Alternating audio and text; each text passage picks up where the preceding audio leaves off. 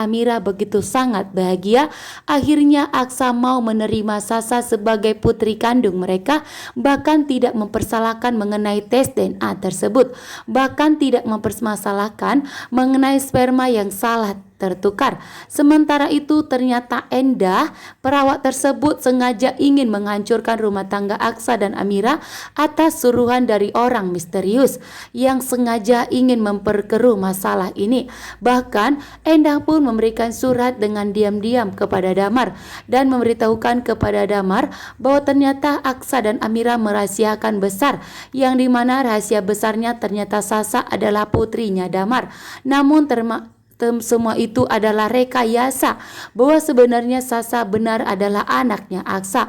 Namun rekayasa yang telah diperbuatnya membuat Aksa dan Amira rumah tangganya semakin kacau akibat orang misterius tersebut, yang membuat bahwa seolah-olah Sasa itu adalah anaknya Damar dan bukanlah anaknya Sasa.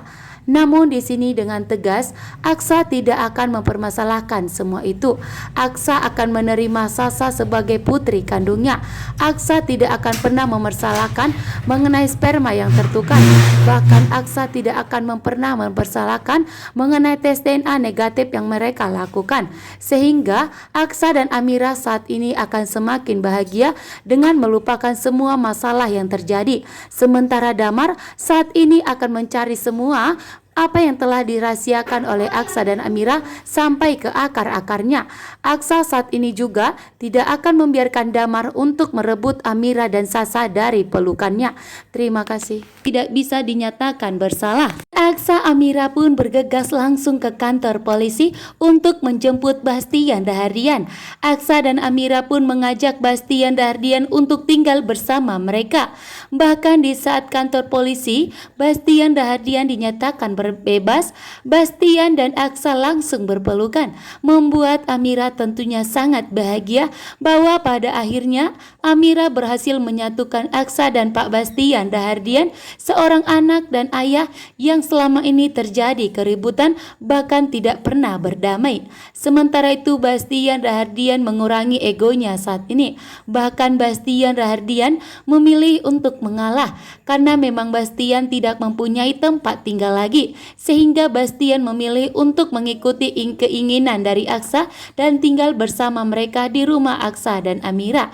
Namun di sini Bastian Dahardian tetap kesulitan untuk menerima Sasa sebagai cucu terkuatnya, karena sebenarnya Bastian sangat menginginkan cucu yang begitu sempurna. Namun ternyata sedangkan Sasa tidak sempurna.